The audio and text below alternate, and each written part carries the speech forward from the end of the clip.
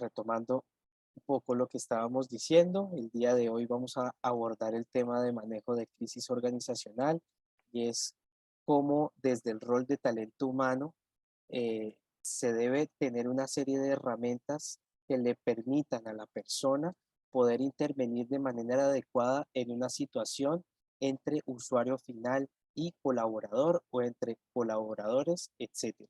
Entonces, el día de hoy, pues tenemos a dos expertos en imagen corporativa que nos van a compartir eh, sobre estos temas. Entonces, inicialmente vamos a empezar con Juan Luis Gómez. Juan Luis es solucionador con orientación a resultados, capacidad de coordinación para trabajo en equipo y destrezas en docencia, consultoría, planeación e implementación estratégica, negociación contributiva con grupos de interés. Sabe mucho sobre tácticas para operación logística, comercialización y mercadeo de productos y servicios. Realiza intervención en procesos, dirige proyectos y dinámicas para construir alianzas basadas en economías colaborativas. Entonces, pues ya voy a compartir.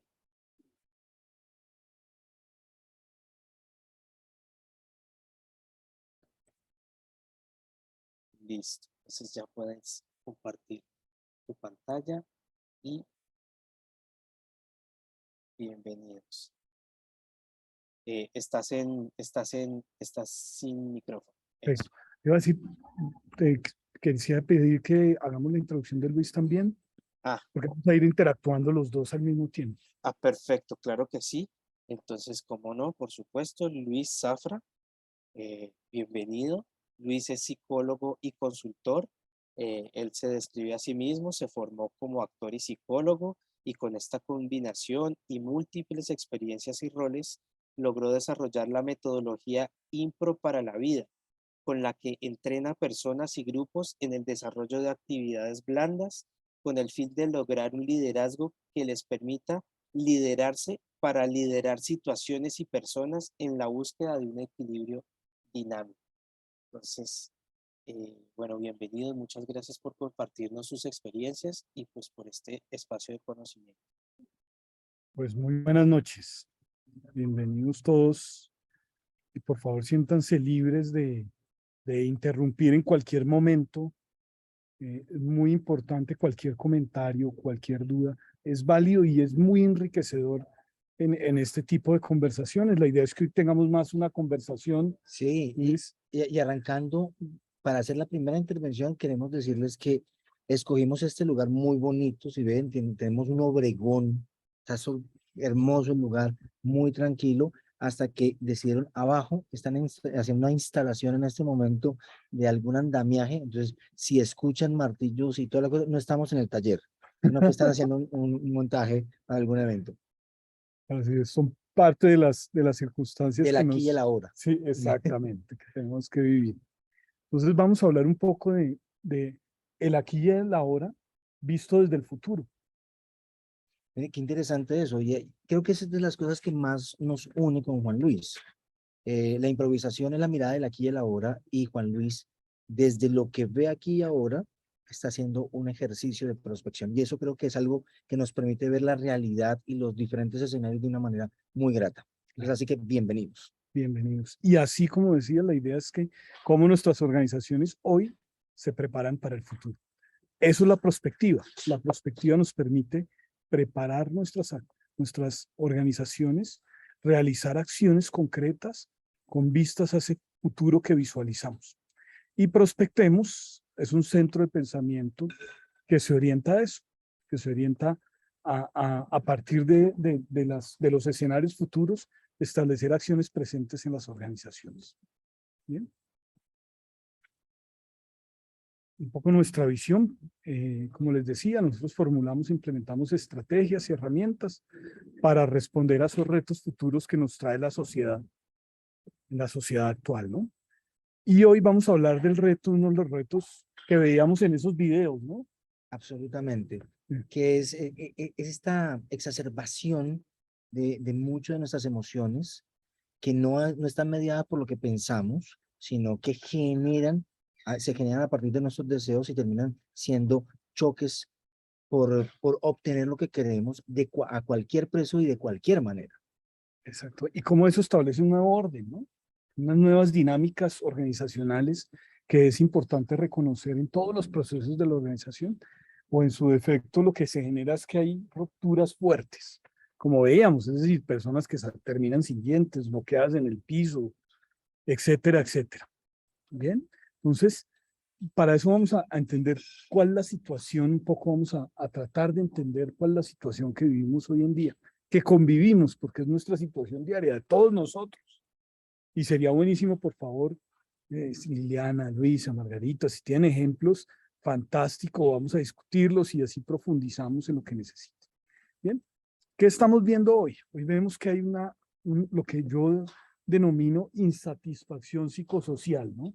Insatisfacción, que viene en dos ámbitos, el ámbito emocional del individuo y su relación social, ¿cierto? Y ahí vemos cómo hay este tipo de actitudes que describimos acá y vemos, en primer lugar, cómo hay escepticismo, y el escepticismo entendido como esos estereotipos que no cumplen mis expectativas. Yo veo, entonces hablamos de sociedades de cierto tipo que están limitando lo que yo quisiera o lo que mi grupo quisiera. O Entonces que no es mi expectativa, que no es lo que yo deseo. exactamente, exactamente.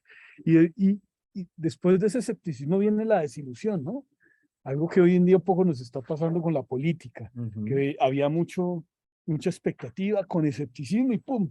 Mucha desilusión. Yo creo que en las organizaciones hay ejemplos muy claros, por ejemplo, de esa desilusión. En los jóvenes, los millennials y en los centennials, uno encuentra esos ejercicios de desilusión, por ejemplo, que quieren obtener dinero rápido, entran a un call center bilingüe que les da unas ventajas y todo eso, y uno los ve que duran 15 días. El proceso de capacitación los pasan, atención, y se van, porque se desilusionan, no era lo que esperaban. Exacto. Y el que no termina y se va desilusionado manifiesta su descontento, ¿no? Y le expresa a la persona que sus expectativas no se cumplen. Entonces yo puedo llegar al aeropuerto, a un counter, llegué, ya habían cerrado el vuelo cuando llegué y quiero que me aborden. Y la niña le explicaba, oiga, el procedimiento es que usted no puede abordar. No, yo insisto, porque mi deseo es irme y eso puede terminar en un choque, ¿sí? Y posteriormente ese choque, que acá denominamos confrontación, es cuando las personas comienzan a exigir eso que yo esperaba, a reclamar eso que esperaba. Y a generar a partir de la emoción acciones. Hay una secuencia de comportamiento humano que es el pensamiento que genera las emociones y las emociones son las que generan las acciones y las actitudes con las que abordamos los momentos. Y la confrontación es cuando ya permitimos que se vuelva una acción, una emoción. Ya se me saltó la piedra, ya no quiero nada más, choco. Y expreso eso y genero esa confrontación. Claro. Y esa confrontación puede terminar en agresividad, que más que agresividad es la búsqueda de imposición de esas expectativas. Tiene que hacer lo que mi expectativa tiene que cumplirse y lo hace de forma brusca, incluso, digamos, plazando el plano físico, pero no necesariamente el plano físico. Puede ser gritos, puede ser La verticalidad, tiro a la puerta. la verticalidad de la exigencia. Las cosas son como yo quiero, porque las necesito yo, y eso hay un planteamiento muy yoico alrededor de eso. Exactamente. Bueno, cuando nos preguntamos entonces, ¿qué está sucediendo? ¿Por qué sucede esta inconformidad? Y si estudiamos un poco la evolución de la sociedad, vemos que estamos terminando un ciclo que desde el punto de vista filosófico se ha denominado el modernismo y ya estamos trasegando por otro que se llama el posmodernismo. Un poco para entender esta circunstancia, vamos a navegar a través de esto y vamos a discutir eso, cómo terminan lo que estamos viviendo y sintiendo. No sé si alguien tenga alguna experiencia de esto. ¿Ah? Si alguno de ustedes nos pueda contar sobre Exacto. estas situaciones que vivimos. Ahí Luisa nos está compartiendo, por ejemplo, dice ella, el caso de Avianca con el pasajero que le pegó al empleado, por ejemplo. Sin duda, claro.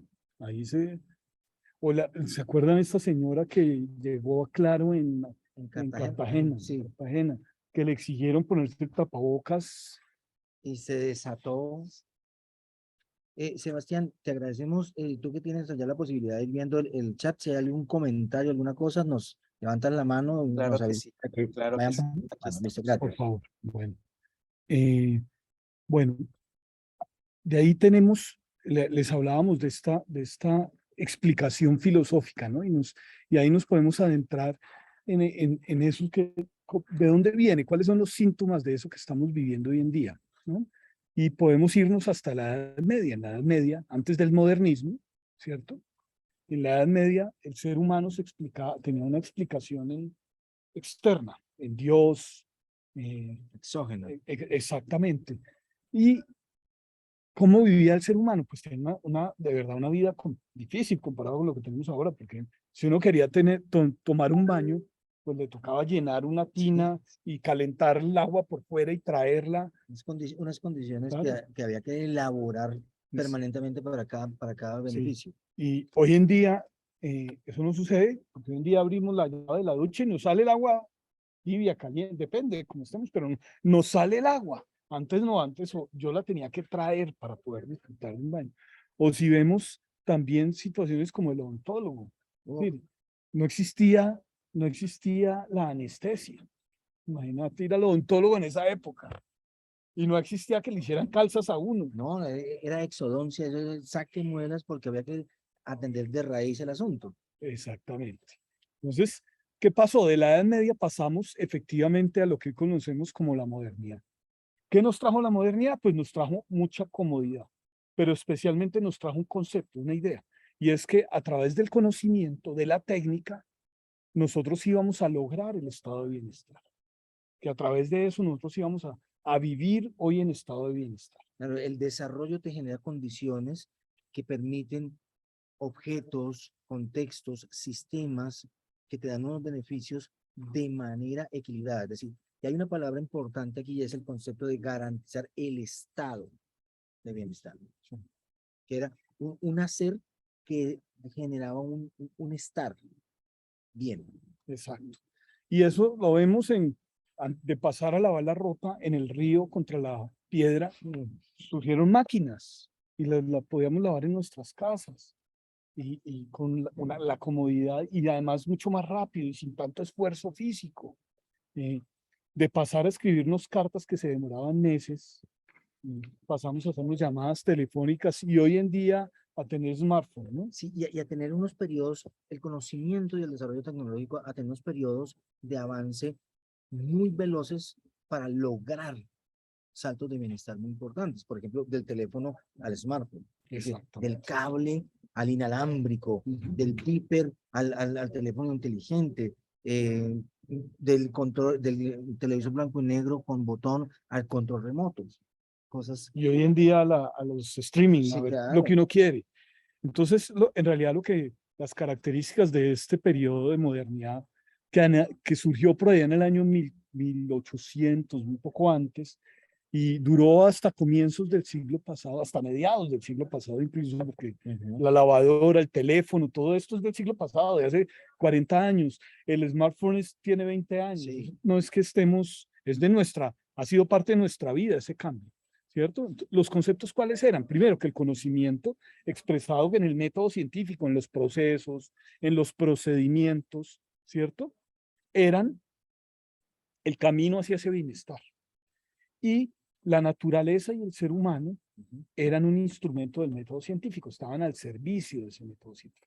Eran parte de ese, quizás no al servicio, pero sí eran parte de ese método científico. Entonces las personas en las empresas eran parte de un proceso y encuadraban para generar valor como parte de ese proceso. Era una sinergia existencial, Exactamente. donde el proceso era parte de la totalidad y uno hacía parte de ese contexto que generaba ese proceso. Y en ese orden de ideas, todas las industrias se desarrollaron. El siglo pasado fue el desarrollo y habían estándares de calidad, pudo surgir todas las reglas, las normas ISO, etcétera, etcétera, que nos permiten tener como unas reglas de juego claras, ¿no? el concepto de estandarización, de protocolos, todo eso arranca de esa mirada de generar un estándar Exacto. de proceso. Y esa fue una época, sobre todo a finales del siglo pasado, de certidumbre. Entonces, las personas buscaban certidumbre, buscaban trabajar en una empresa, ser parte de ese proceso, de ese método, y eso le iba a garantizar tener una vida buena. Es ¿Sí? que incluso se acuñaron cosas que marcaron la existencia de generaciones, casa, carro y beca. Exacto. Es decir, habían ciertas cosas que si las lograbas, ya estabas en el bienestar. Había esa certidumbre y esa gran visión. Claro. Y ahí habían grandes relatos. Entonces, la democracia, creer en la democracia, la seguridad que le daba la democracia a uno para lograr su libertad, el capitalismo como modelo económico, incluso el, el socialismo como modelo económico para ciertas sociedades era una gran certeza. Fue el siglo de grandes certezas, que en filosofía se llaman esos grandes relatos. ¿Ya? Y las mismas religiones son esos grandes relatos. ¿Ya? Y la modernización entonces nos decía que a más progreso teníamos más felicidad. A medida que progresábamos, que cambiábamos del teléfono al smartphone, que cambiábamos del televisor a blanco y negro y sin control a uno teníamos más felicidad, teníamos más bienestar. Sí, y digamos que había mucha felicidad en la capacidad transformadora del mundo. Sí. Exactamente. Entonces de ahí llega un momento en que nos dice, oiga, pues todo eso, la macroeconomía, hay muchos recursos, pero nada de eso ha logrado traer bienestar. Y vienen las explosiones sociales que hemos vivido en la última década. Esas explosiones se dieron inicialmente por allá en los países del cercano oriente, ¿cierto? Y a Latinoamérica han llegado en los últimos años, también en la última década, porque comenzó con Venezuela, con esa gran manifestación social que terminó con un cambio en modelo de país. Y luego se ha expresado, aquí en Colombia se expresó en las manifestaciones que comenzaron en el 2019 y tuvieron su apogeo en el 2020, donde nos decía, oiga, no hemos a pesar de que todo ese conocimiento y todos los recursos que hay, no hemos logrado El bienestar. resultado no se ha obtenido. Es decir, se le ha invertido tiempo, esfuerzo, dinero para lograr una promesa, ¿sí? Para lograr ese hito de la gran narración y no se ha conseguido. Entonces, eso nos lleva a poner en duda no solo, oiga, no se ha conseguido, sino los ejes. Es decir, el método científico no nos ha brindado. Esos grandes relatos no nos han, la democracia no nos ha brindado. El método científico la modernización no nos ha Se brindado. fisuran las grandes certezas y empiezan las grandes dudas. Exactamente. Y esa entrada, eso nos trae a la posmodernidad, donde nos dice, oiga, necesitamos recomponer el mundo, porque tenemos recursos, pero las soluciones no son suficientes todavía. Entonces, ¿cómo lo recomponemos? Y nos comenzamos a preguntar todo esto y comenzamos a pedir que se recomponga. Y lo que busca, y entonces la razón deja de ser el eje primordial, ¿cierto? Para ser un instrumento. ¿Un instrumento de qué? Del bienestar deseado. Todo debe estar para lograr el estado de bienestar que hoy denominamos, ¿no? Eso lo escuchamos frecuentemente. ¿Cómo logramos el estado? Nuestro objetivo es lograr el estado de bienestar. Todo está al servicio de buscar el estado de bienestar. Eso es la posmodernidad. Eso es la posmodernidad. Y se da un paso allá de ese estado de bienestar. Entonces, el ser, la naturaleza, el ser humano, y no solo el ser humano, la naturaleza misma, ¿cierto? Son medios para lograr ese deseo. Y surge el concepto de la autopercepción, de cómo yo me percibo, entonces mi entorno debe permitirme, debe facilitarme ese logro del bienestar que yo deseo, que es como yo me autopercibo. Y es como la fractura como se quiebra el vidrio y quedan miles de espejos, porque ya no es una cuestión estandarizada, ya no es una visión que funcione para muchos, sino que empieza la autopercepción, empieza a emerger el individuo como generador de deseos directos y necesidades específicas que tienen que ser atendidas por el contexto del sistema. Claro. Y terminamos viviendo en hedonismo porque el eje de todo es el deseo del individuo, el deseo de bienestar del individuo, ¿cierto? No, ni siquiera como familia, como individuo aislado. Y las empresas tienen que comenzar a lidiar esto, ¿no? Porque antes eran temas grupales y unos estándares, la era estándar de ISO comienza un momento. ¿Y eso cómo responde al deseo del individuo dentro de un proceso? Los procesos de selección son tocados profundamente por esta visión. Antes se buscaban personas que iban a encajar para generar procesos de equipo, de producción. Ahora se buscan individuos con ciertas características que funcionen casi que como un ajedrez, como pequeñas piezas de un rompecabezas para armar. Pero entonces Claro. se parte de esa individualidad y eso ya es una mirada que nos toca de manera directa en el ejercicio de recursos Así humanos. es. Entonces, finalmente, pues terminamos con mucha incertidumbre, porque ahí lo que pasa es que hay pequeños relatos y muchísimas verdades. Y estamos en una era en que tenemos que administrar eso, de que los estándares están, entre comillas, en el pasado. Ya no es suficiente cumplir con el ISO 9000, No, sino sino que deben haber un montón de estándares que comienzan a surgir. Las normas, ¿no? Entonces hoy estamos en el proceso de cambiar empaques.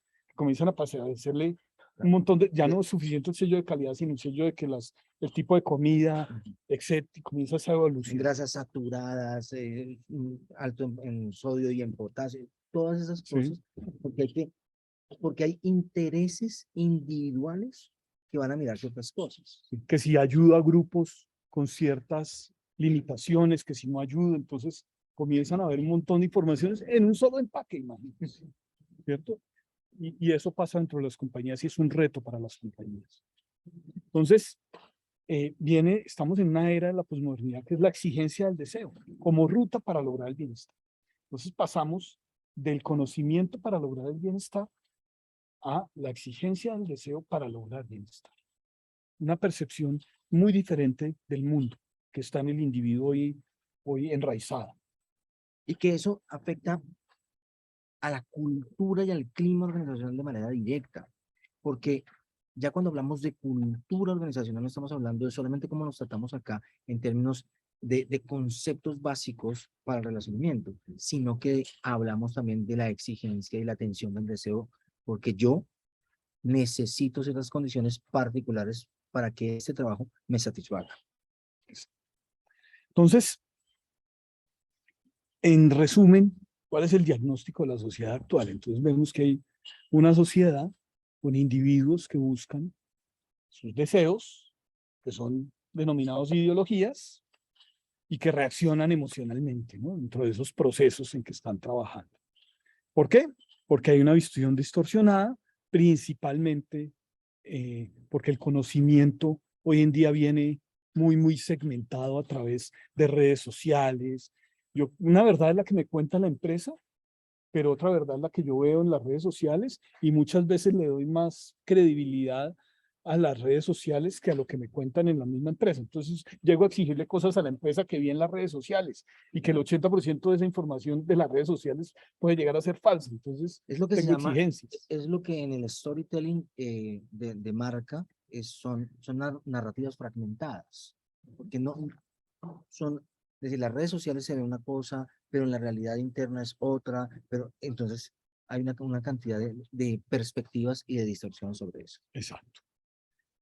Después tenemos... Perdón, nos dice Liliana que eso es típico en los procesos de selección. No sé si Liliana te gustaría como ampliar un poquito esa idea.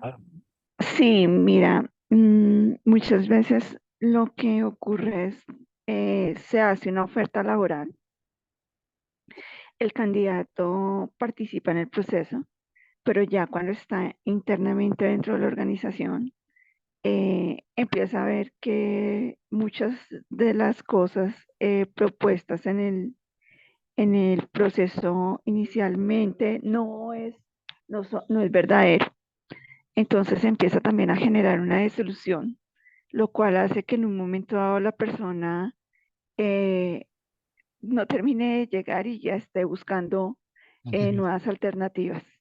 Claro, Liliana. ¿Y sabes qué es importante ahí? Que él interpreta que no es verdadero, Ujú. porque él, cuando va a las entrevistas, él saca unas conclusiones, ¿cierto? De su realidad. Y llega y dice, ah, no, según mis conclusiones, esto que está pasando no es verdadero. Puede que sea verdadero desde la perspectiva de la empresa, Ujú. pero desde su perspectiva puede que no lo sea. Y que además, Liliana, pasa una cosa y es que esas son las narrativas que escuchamos en la gente, sobre todo en los más jóvenes, que hablan de ciclos y en realidad tú oyes ciclos, no es que mi ciclo terminó en ciclos de 6 meses, 3 meses, incluso en procesos y en perfiles un poco más altos, ciclos muy cortos. ¿Por qué? Porque son perspectivas que generan una narrativa que incluso desilusiona porque no está de acuerdo a sus deseos e ideologías. Exacto. Y esa visión distorsionada, pues es también sustentada en que, pues, tenemos ausencia de verdades mayores, ¿no? Y esa realidad está definida por los deseos, por los gustos. Entonces, esas realidades mayores que tienen que ver con la estructura de la sociedad, ¿no? Eh, el rol como empleado, ¿no? El rol como empleado tiene diferentes interpretaciones, ¿no? No solo en la imagen de cómo se ve la persona, eh, pero va más allá. Es Ujú. yo cómo veo el mundo y ahí no hay verdades mayores, sino son interpretaciones que van atadas al deseo y al gusto del individuo. Subjetividades a partir de la percepción Ujú. y de las reacciones emocionales alrededor de eso. Exacto. Y adicionalmente, pues una exigencia de que me deben tratar como yo considero que me perciben y no como un estándar, ¿no? Entonces, han habido casos. A finales del año pasado, un profesor fue preso porque uno de sus alumnos se quejó de que él no lo llamaba como a él, con el Artículo. artículo que a él prefería, ¿sí? Entonces no le podían decir ni él ni ella, sino que él quería que le dijeran ellos. Y el profesor tenía esa obligación y incluso un juez en Gran Bretaña que eh, dictaminó una culpa del profesor por no aceptar la autopercepción del individuo. Y esto es una cosa muy, es un impacto muy profundo en la sociedad y muy profundo en el ejercicio de relacionamiento del clima laboral. Porque tú ves a la persona y tú estás percibiendo, hay una lectura, eso es una cuestión natural propia, pero la manera como debo relacionarme con esa persona no es como yo la percibo, sino como él se percibe a sí mismo. Entonces ahí nos genera nos puedes generar unas distorsiones de perspectiva, de postura, de mirada sobre la vida. Es una cosa que se complica Sí, y es cotidiano. Entonces, eso nos está abriendo espacios de choque y conflicto en la cotidianidad. claro. No solo en la selección y no solo en los procesos internos, sino yo cómo Ujú. formo a la gente, perdón. No, y es que yo siento que en algún momento, no sé en qué línea de tiempo, pero siento que se nos ha olvidado que nuestros derechos terminan donde empiezan los derechos de los demás. Entonces, en un momento dado, ya no somos conscientes del tema, sino que exigimos. Y creo que la exigencia no es el mecanismo, sino yo creo que la conciliación es importante, pero también el tema de no escucharnos, sino querer escucharse a sí mismo y que su voz sea escuchada por los demás, aminora en un momento dado al otro. Y Sí, siento que en un momento dado se vuelve como que se va llenando la copa y es cuando la gente, si es receptiva, pues tolera, pero llega un momento en el cual explota y algunos, cuando las personas no son pacientes, sino que son explosivas, pues la reacción es inmediata. así es, así es. No, es un muy buen resumen. Entonces, mira que tenemos una visión parcializada, ¿cierto? Y con unas ausencias de verdades mayores, sino verdades parcializadas por esa visión y la necesidad de nosotros imponer nuestro deseo, que interpretamos es el derecho, ¿no? Nosotros interpretamos que lo que yo deseo es mi derecho, ¿sí? Correcto. y finalmente eso termina generando relaciones muy líquidas e inestables, muy líquidas e inestables. Nitroglicerina pura Exacto. en la matemática del relacionamiento. Exacto. Y en las organizaciones, pues todo ese reto de administrar, de seleccionar personas que estén abiertas a construir ese tipo de relaciones y procesos internos que nos permitan construir ese tipo de relaciones de mayor largo plazo. Tenemos que evaluarlo ahí. Para finalmente tener, pues mucha, como lo decía ahorita Liliana, personas hipersensibles, microconflictos y reacciones incluso muy agresivas.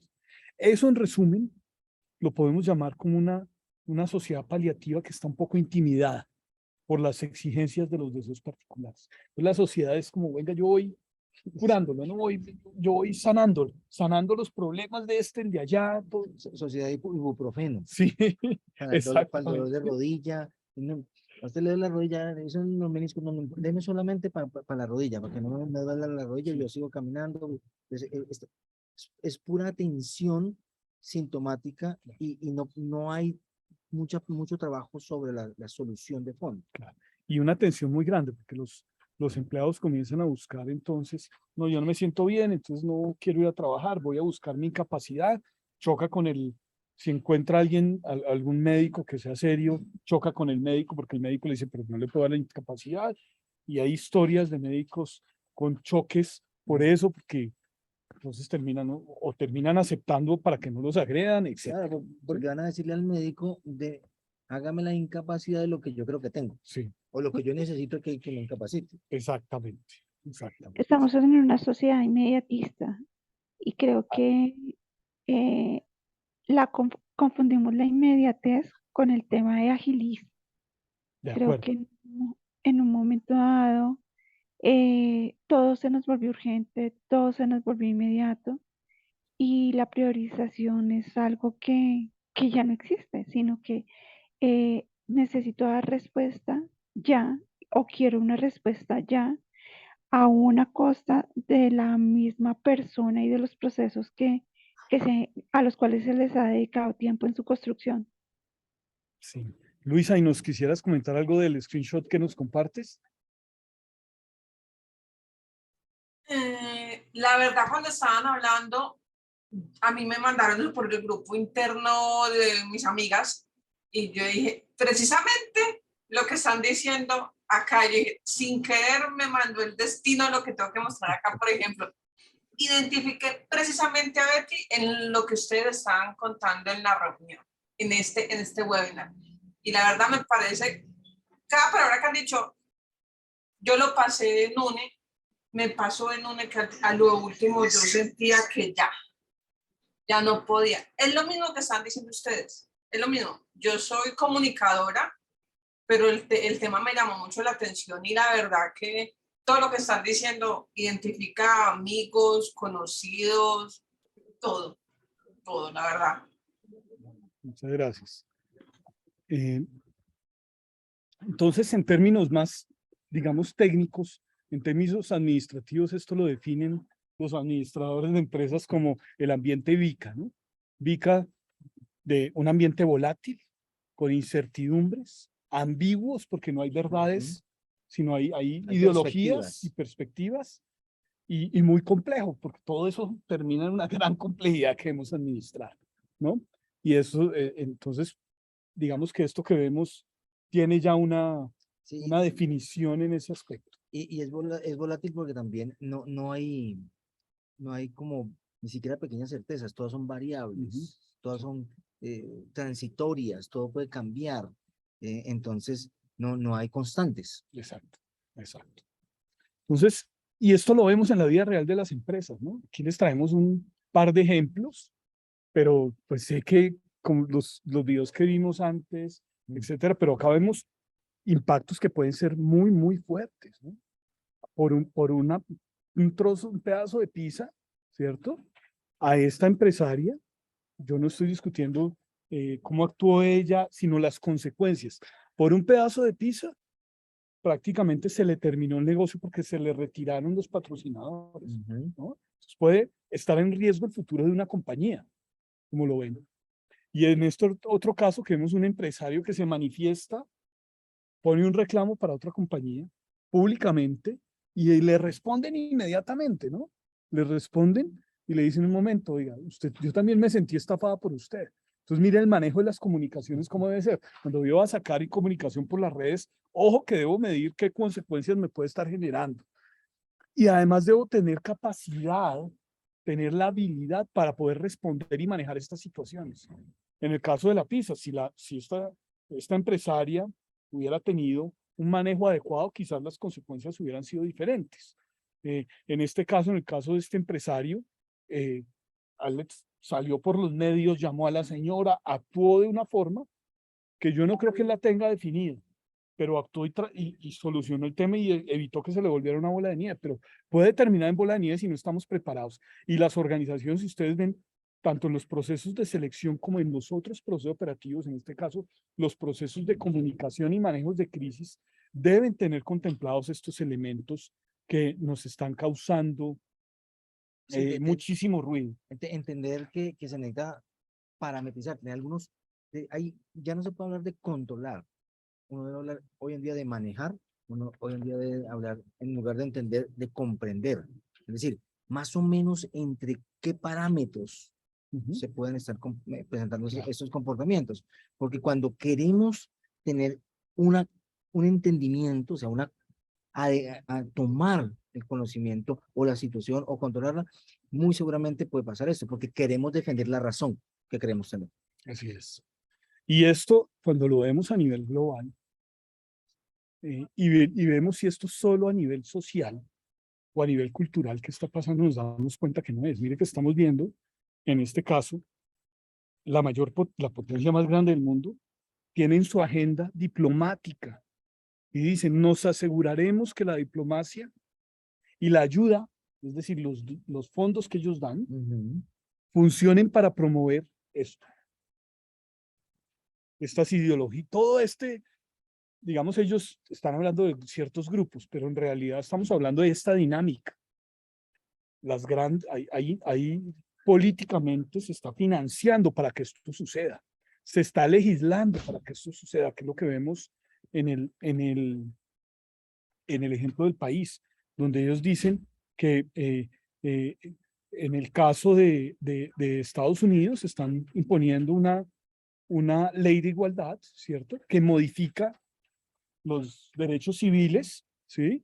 Para incluir protección por orientación, es decir, por autopercepción, por raza, por religión, por orígenes, ¿cierto? Y eso se va a extender en el empleo, es decir, las medidas que toman de empleo. Ya hay medidas donde la junta directiva tiene que ser así compuesta, ¿cierto? Sí, que hay una distribución de ciertas categorías y percepciones, comportamientos, características de los seres humanos para que haya un concepto de diversidad, equidad y equilibrio. Que es determinado de acuerdo A una perspectiva. a una perspectiva que cambia de... Hoy es así y mañana serán más y más y más Claro. perspectivas nuevas. Y es que pasa aquí, que no es una crítica a la situación, sino es, oigo, tenemos que nosotros adaptar nuestros procesos a esos riesgos, que son riesgos crecientes. No es que ya pasamos, sino están comenzando. Son riesgos crecientes que tenemos que nosotros reconocer dentro de nuestros procesos. Entonces, ¿qué hacemos? ¿Cómo lo reconocemos en esos procesos, no? La gran pregunta. Sí, ahí vamos a hablar de cómo los procesos de selección, los procesos de formación, los procesos de operación incorporan parámetros que nos lleven a un manejo mejor, a esa armonía psicosocial de la sociedad posmoderna. Y para eso, entonces, un poco retomando la imagen que vimos al comienzo. La buscamos en espejo. Y lo primero que, hay algo que quisiera plantearles de mi formación, que es quizá lo que más me ha ayudado a transitar espacios corporativos, y es la improvisación. La gente cree que improvisar es hacer lo primero que a uno se le ocurre. Eso sería una confirmación de esta perspectiva postmoderna. No, la improvisación en realidad es entrenarse para poder generar la mayor cantidad de alternativas posibles, tener el criterio suficiente para elegir una y que esa que se elige sea la mejor que se aplica a la situación que se presenta. Entonces, el concepto de improvisación es un concepto que ha enriquecido mucho este tipo de relacionamiento. ¿Por qué? Porque como decía Juan Luis hace un momento, lo que estamos haciendo es una observación descriptiva de lo que está sucediendo. Y la pregunta es, ¿cómo miramos lo que está sucediendo para generar espacios de reacción que nos permitan atender contingentemente y estratégicamente las corporaciones? A mí me gustaría contextualizar ese concepto de improvisación y me voy a tomar la palabra para intentar describir un poco lo que hace uno dentro de los proyectos, Luis, y es, él hace improvisación en teatro, ¿cierto? Pero ese acto de improvisación tiene todo un montaje previo, un diseño, una planificación. Es decir, ustedes saben qué van a hacer, saben qué va a pasar en el escenario. Exactamente. ¿En qué sentido sabemos? Es lo que en términos corporativos uno puede decir, tenemos una promesa de valor. Decimos, le vamos a contar una historia en 4 cuadros, ¿sí? Donde cada cuadro va a estar en sentido contrario. Es decir, el primer cuadro que tú veas va a ser el final de la historia. Y el último va a ser cómo empezó la historia. Y cada cuadro va a tener un título con los personajes diferentes que ustedes van a escoger de los recortes de periódico que hicieron allá. Entonces, si ustedes ven lo que pasa ahí, es como en la vida. Las corporaciones tienen objetivos claros, misionales y visionales.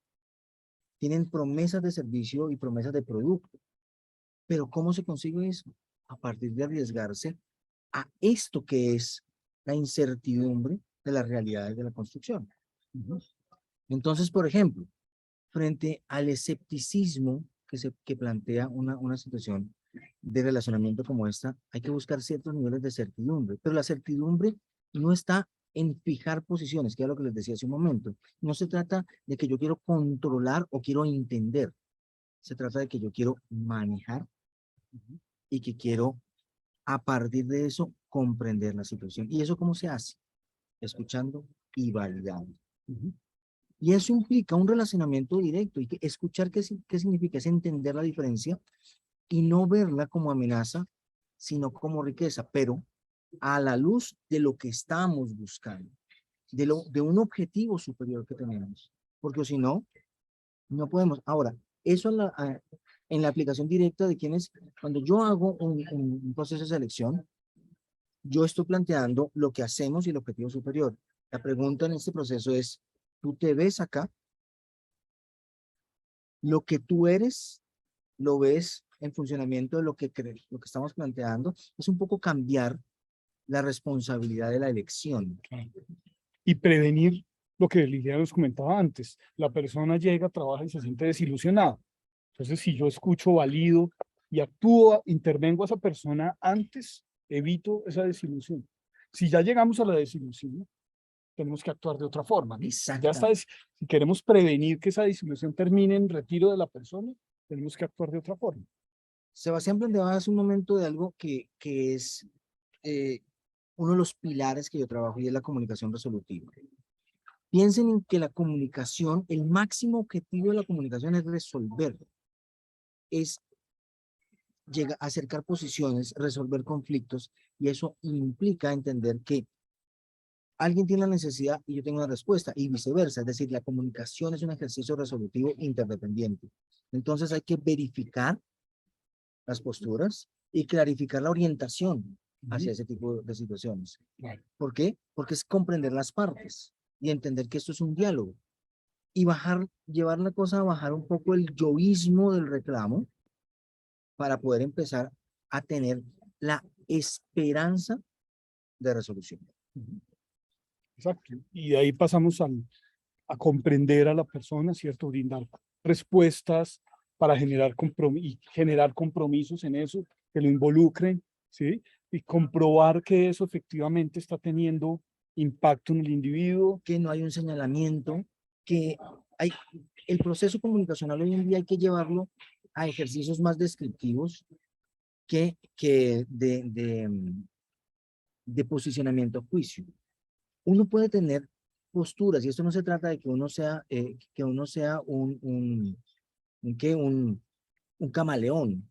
Se trata de que entender que el otro, la otredad, debe ser comprendida a la luz de lo que buscamos, porque eso es lo que nos encamina a entender la capacidad de construir una respuesta resolutiva y trabajar en una ruta de compromisos para poder llegar al ejercicio de la confrontación. Vale.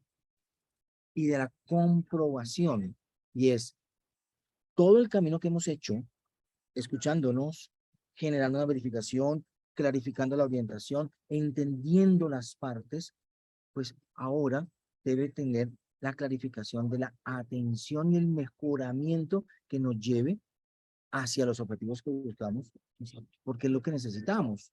Finalmente, cualquier ejercicio organizacional es un ejercicio interdependiente.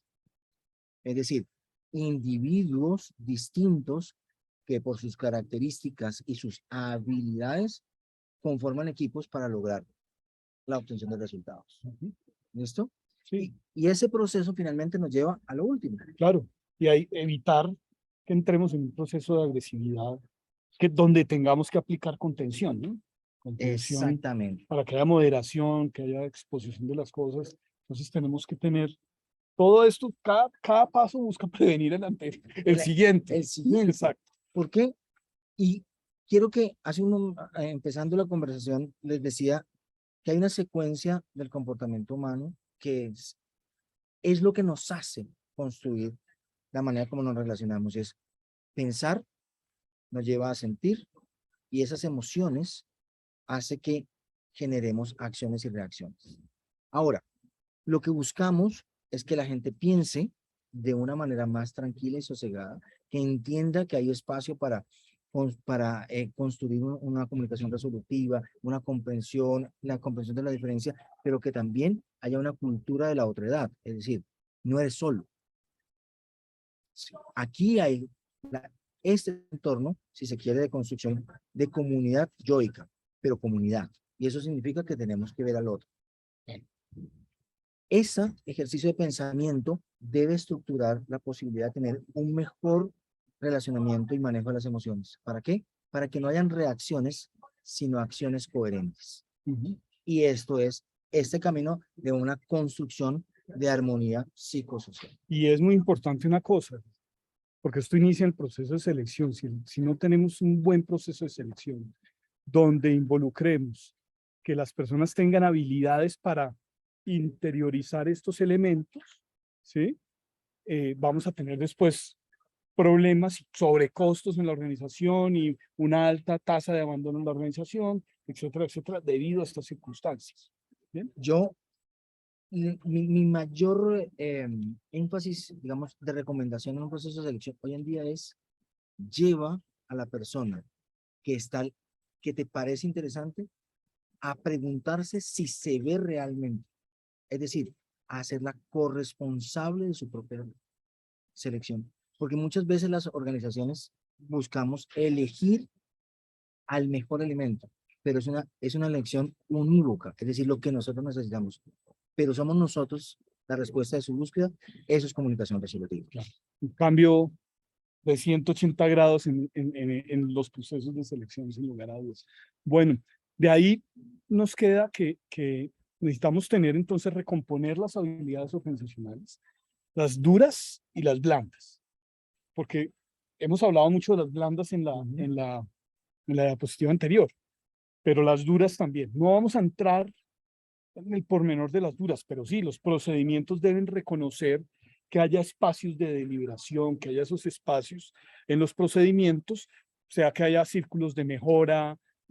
La organización debe incorporar dentro de esos variables que puedan hacer una retroalimentación de esas habilidades blandas. Y dicho de una manera, digamos, más relacional, es que estos dos mundos, duras y blandas, deben tener un diálogo mucho más cercano, porque el crecimiento en las habilidades duras, que es el trabajo específico y el conocimiento que se requiere para desarrollar una labor, debe estar mediado por la construcción de un entorno que pueda potenciar eso y hoy en día no generar espacios y tiempos y contextos de riesgo para el conflicto. Y yo lo diría que ya no basta con estar certificado en ISO o en alguna calidad, sino que vamos a tener que los psicólogos, las organizaciones, las unidades de recursos humanos tienen que involucrarse en esos elementos cuando estén formulándose estas cosas.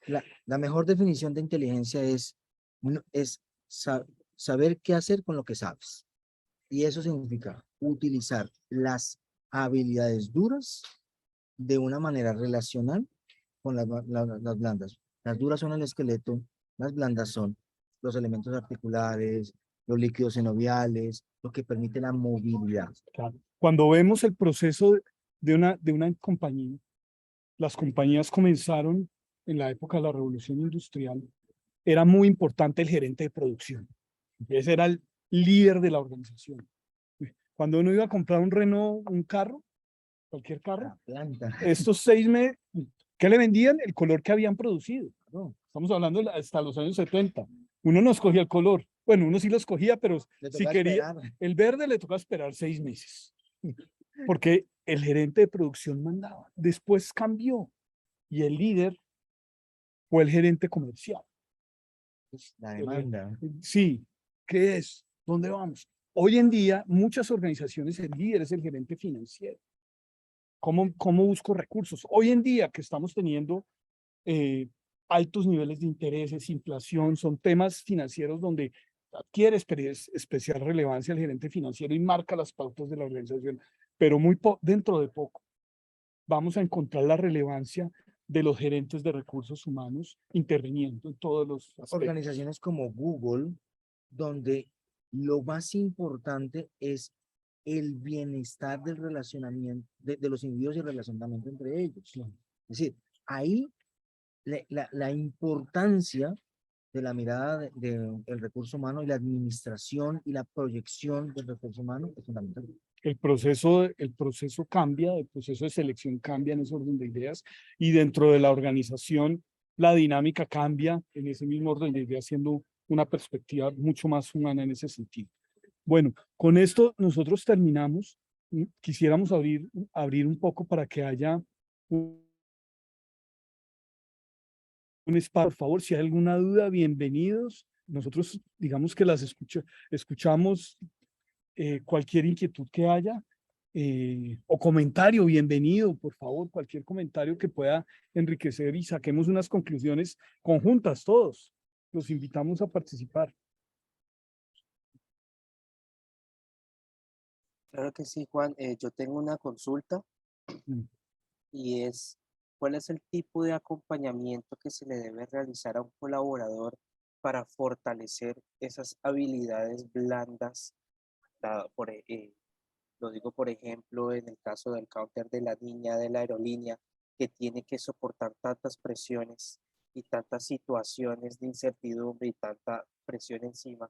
¿Cuál es el acompañamiento que se hace para fortalecer este tipo de competencias para resolver las situaciones?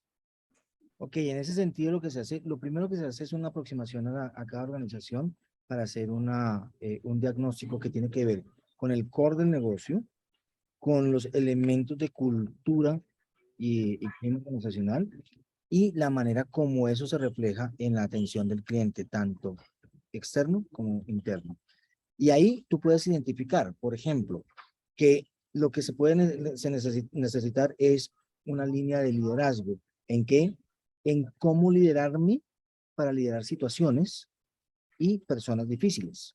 O lo que se necesita es una comprensión de el servicio al cliente, entendiendo cómo desde una construcción de una comunicación resolutiva, el servicio es un ejercicio interdependiente. Tú tienes una necesidad, yo tengo una respuesta. Yo tengo una respuesta que necesito vender. Y ese tipo de cosas, lo que se busca es entender la necesidad específica y utilizar estas herramientas que, por ejemplo, trabajo con Info para la Vida y esas temáticas al universo del core en cada organización. Y yo diría que también es muy importante que debe haber un plan, porque yo debo también poder trasladar, ¿no? Un momento que ella diga, oiga, necesito aliviarme, bajo estas circunstancias busco apoyo, de pronto llega otra persona, depende del negocio, ¿no? Puede ser que, porque la persona, si está solo una persona atendiendo en el counter, termina solo con ese hecho, y llegan dos, pues ya lo ponen en cierta situación de desventaja al individuo, y eso de pronto lo haga reaccionar de otra forma. Y en términos escénicos, por ejemplo, lo que estás planteando es lo que se denomina la diversificación del foco. Si hay una persona, imagínense, en una situación de counter, lo que está pasando ahorita con Viva, tú tienes una persona en el counter y tienes 1000 al frente. Eso es una pirámide donde está invertida y sobre esa persona está todo el peso de esas 1000. Si tú tienes 2, 3 más, se divide la atención, porque algunos van a querer ser oídos. Entonces, yo estoy aquí de séptimo en la fila, entonces me acomodo con él. Ese tipo de estrategias son tomadas y definidas a partir de ¿qué? De la lectura diagnóstica de la necesidad de cada organización. Exacto. Yo tengo una pregunta. Adelante. Para cuando hay un manejo de crisis en una empresa, digamos como en este momento a Bianca, en estos días que hubo la pelea del pasajero que le pegó al sobrecargo o al chico pues de Avianca, ¿ahí qué importa más? ¿El área de recursos humanos como tal con el trato que maneja o el apoyo que da también el área de comunicaciones? Ahí hay un elemento que tiene que ver con la prospección, y es cómo la organización se ve como una respuesta integral, ¿sí? Porque no es solamente la responsabilidad de talento humano o no es la responsabilidad del área de comunicaciones, ¿sí? Finalmente, cuando uno tiene la interlocución con alguien que está chocando con los deseos de otra persona, yo lo que siento es que esa persona es Avianca, esa persona es Claro, esa persona es Movistar, ¿sí? Entonces, si te das cuenta, y además que es la empresa, pero es una persona, es decir, personalizo el conflicto. Entonces, hay que entender que la respuesta es una respuesta integral, y tiene que reunir una visión integradora de lo que hacemos y lo que pretendemos hacer como organización. Yo, Luisa, diría que la respuesta sencilla sería que es el área de comunicaciones, ¿cierto? El inconveniente es que el área de comunicaciones, si no tiene la perspectiva del área de gestión humana, queda corta. Y a Bianca le está pasando en todas sus respuestas. En todas sus respuestas.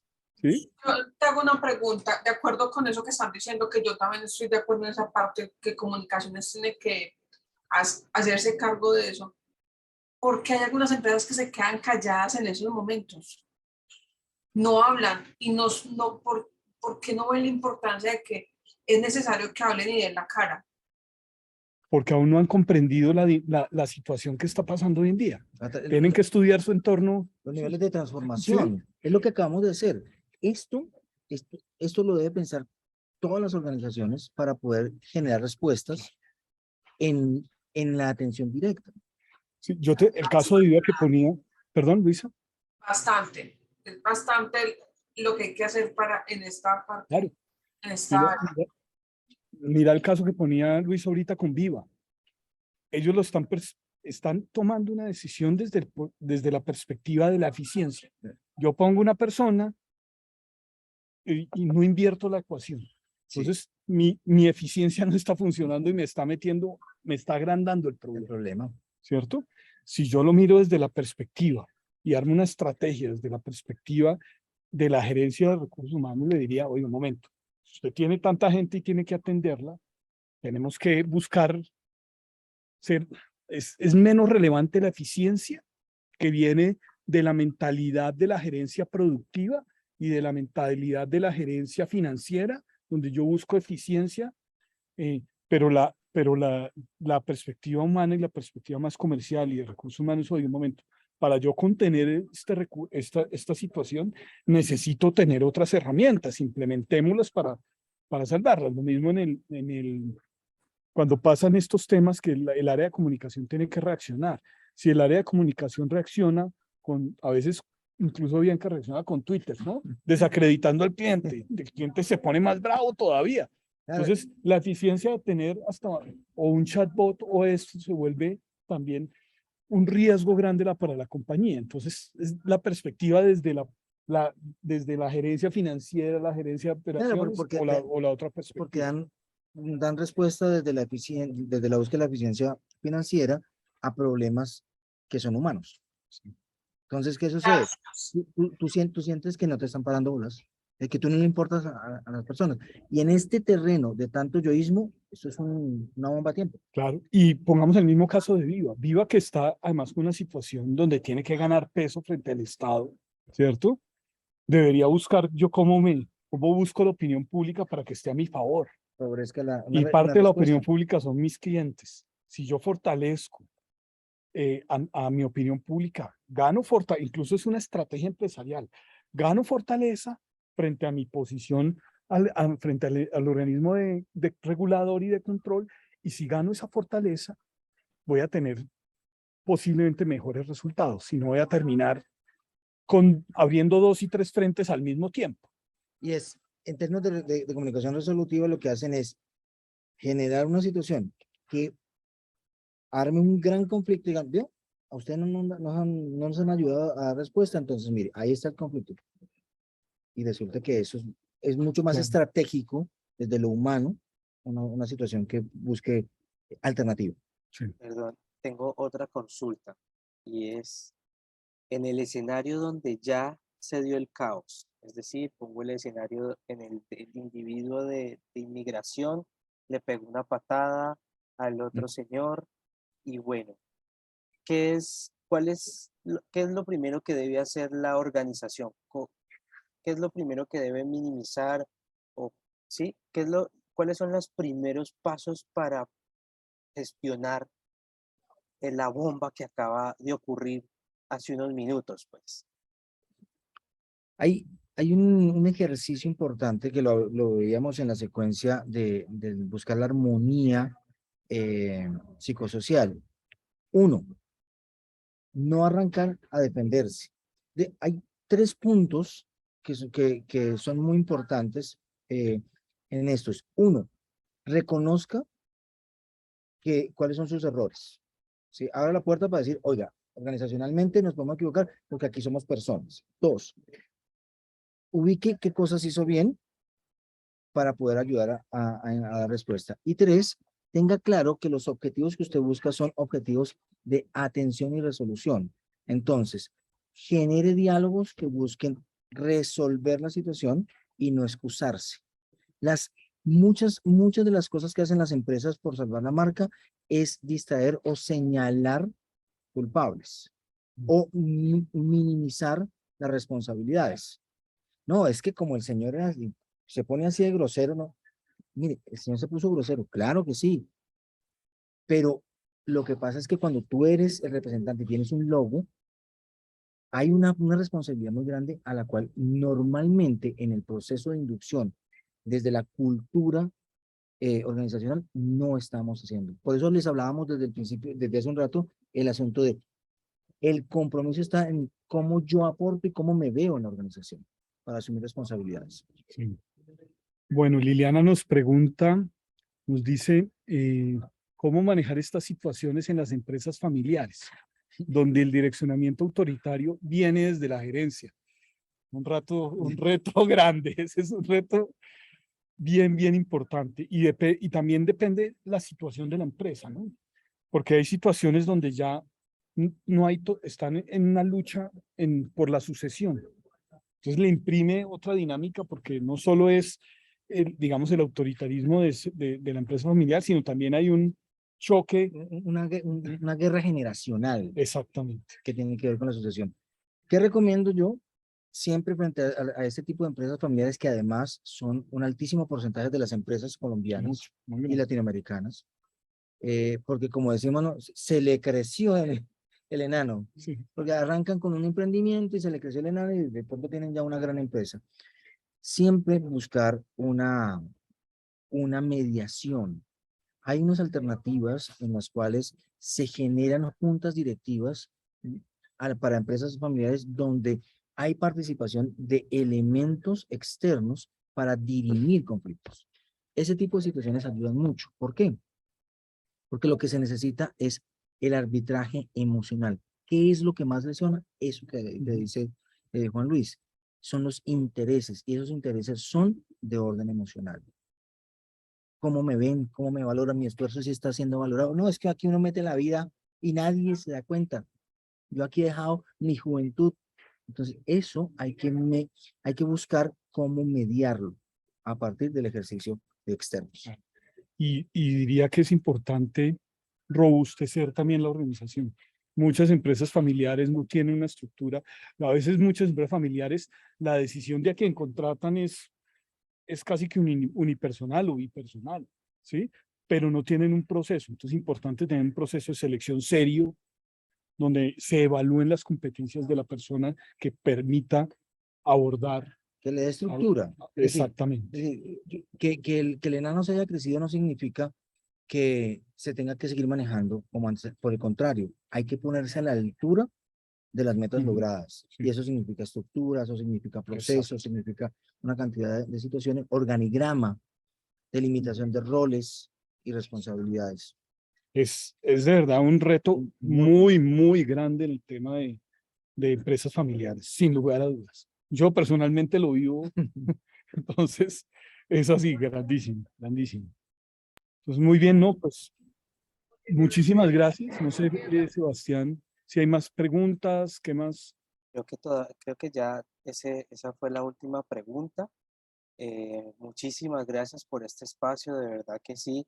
Creo que quedamos con muchos aprendizajes y con un contexto muy global del usuario al cual está llegando a los diferentes sectores comerciales en este momento. Y pienso que es un reto también como nosotros, con nosotros mismos, el tema del autocontrol y el tema de vernos a nosotros mismos cómo estamos reaccionando. Eh, no sé si alguien quiere decir algo más o si los expositores de pronto quieren compartirnos unas últimas palabras. Bueno, si no se animan, yo en este momento quiero primero agradecerles la presencia, en que nos hayan acompañado, la invitación, Sebastián, agradecerle públicamente a Juan Luis que desde hace unos meses nos volvimos a reencontrar después de una historia de muchos años. Para los que no sepan, somos compañeros de colegio y estuvimos pues haciendo camino durante muchos años, cada uno por su lado, y nos hemos reencontrado. Y hay una cosa muy bonita y es entender eso. Siempre la diferencia va a ser riqueza. No la piensen como amenaza. Hay que entender, y creo que esto lo demuestra, una perspectiva tan estructurada, tan potente como la que tiene Juan Luis, al lado de la posibilidad de pensar el mundo desde el aquí y el ahora realmente. Muchas gracias por la oportunidad. Feliz noche. Muchas gracias. Para responderle, Mercedes, efectivamente el webinar va a quedar grabado, entonces ya yo me imagino que Sebastián les confirmará cómo es el acceso. De Sí. mi parte, muchísimas gracias. Las contribuciones y los comentarios fueron muy enriquecedores. Liliana, muchas gracias. Luisa, muchas gracias. Sebastián, por invitarnos, muchas gracias. Estamos a sus órdenes. Cualquier inquietud que tengan, acá están nuestros contactos, por favor. Siéntanse Síganos, libre escríbanos. a Lucho lo siguen. Yo todavía no estoy en la onda de la. Sí, en mis redes se encuentran muchos contenidos, muchos posts de contenido. Todavía se resiste la posmodernidad, todavía hay una resistencia. Pero ahí lo vamos trabajando, no se preocupe, no se preocupe. Hace 8 días estaba dando una charla en la Sabana a estudiantes de posgrado y me dijeron, bueno, compártanos sus redes para. Y yo, aquí están mis contactos. Sigo en la Y ya modernidad, sigo en la me modernidad. toca entrar con esa dinámica sin lugar a dudas. Bueno, muchísimas gracias a los dos por compartirnos este espacio tan de verdad enriquecedor, por compartirnos sus experiencias. Y bueno, muchas gracias también a las personas que nos acompañaron el día de hoy. Eh, el webinar lo vamos a estar compartiendo y espero nos puedan acompañar en los próximos webinars que vamos a realizar. Entonces, muchísimas gracias a Feliz todos noche. y que pasen buena noche. Gracias. Muy buenas noches, que estén muy bien.